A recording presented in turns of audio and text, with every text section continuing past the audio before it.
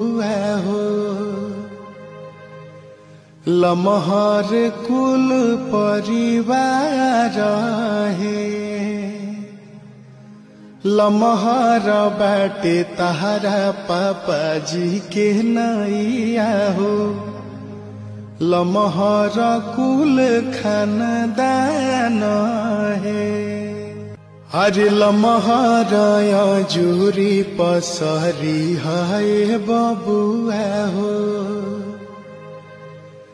लमहर कुल परिवार है लमहर बाटे तहरा पापा जी के नैया हो लमहर कुल खानदान है